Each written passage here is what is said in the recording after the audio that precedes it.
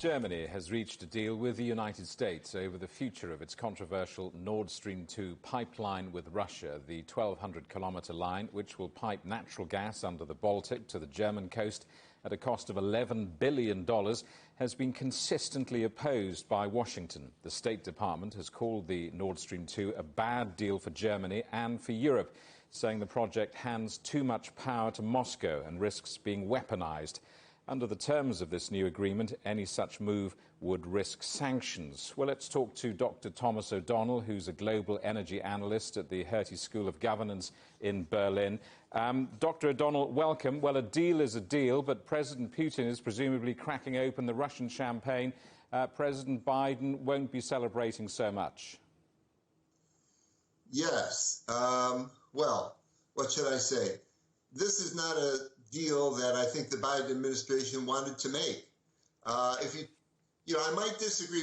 One could disagree with their assessment, but it is true they came in when the thing was 90-something% complete, and Trump had refused to really go after the pipeline. He only put sanctions when Congress forced him to.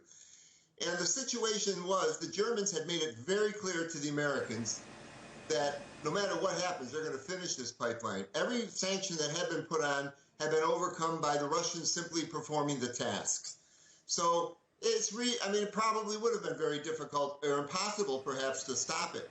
And Biden made this decision. The Germans put him in a very difficult position with everything that was coming up. G7 meeting, NATO meeting, wanted to show a real change of unity of the Western alliance, transatlantic alliance, and then go confront Putin at a summit. And the Germans were playing hardball. They simply were not cooperating beforehand. They wanted this pipeline for their own, well, I would say, national interests. One U.S. Republican congressman has described this as, in his words, one of the greatest foreign policy blunders in recent history. You're immersed in this subject, but explain to us how so. Well, okay. Whether it was a blunder or not, we have to wait and see. What the bigger scheme is here. It's definitely does damage to the United States image with our allies in Eastern Europe. And it has been the United States that's been taking the lead in Eastern Europe through the 3 Cs initiative in developing infrastructure to tie these countries together to better resist Russian dependence on Russian energy, the Chinese Belt and Road, and so forth. So the deal that was gotten, what I have to stress about the deal that was gotten, maybe it's sort of face-saving for the United States in the sense that everything Germany has agreed to here is nothing that you wouldn't expect one of your allies to already be willing to do. To put sanctions on Russia if they have aggression against Ukraine, to put sanctions on Russian energy if they cut off energy to Europe through Ukraine.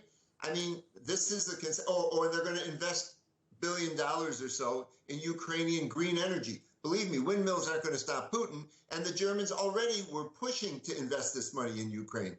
So, there's not so much compensation here. What more the United States could have gotten out if they would have put sanctions on Germany, directly sanctioning German companies, everything would have blown up before the German election. I understand Biden's point of view. And it might not have stopped the pipeline. Then how would the United States have looked? Weak in another way. So you're sort of damned if you do and damned if you don't at this point. Some energy commentators are suggesting that Europe is heading for a gas war. Is that overcooking it, or is that realistic? Well, the ball's always in Putin's court, and now more than ever. Now, it depends what Mr. Putin wants.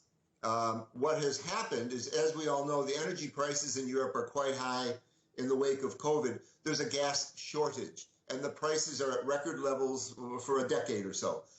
Now, this is a time when normally Gazprom would be making money. The Ukrainians offered to them extra transit through their country, and extra transit to Europe in general is being offered to them. And this has been, since the beginning of the year, and they're simply not buying it. They have the gas. They don't buy it. They're not filling the storage that one would need for the coming winter. So this not only drives price up for the Russians, but it puts Europe and Ukraine in a precarious position if Putin decides, say, to do something militarily in Ukraine. He also sort of has the European Union he has them in a bad situation energetically. And so it could very well be, I would say, gas war per se, but it's not a gas war in that way. It's him using gas as a geopolitical weapon.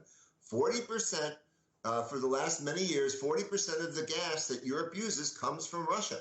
And that's something they can't escape, and so he has a leverage. Dr. Thomas O'Donnell in Berlin, thank you very much for talking to us.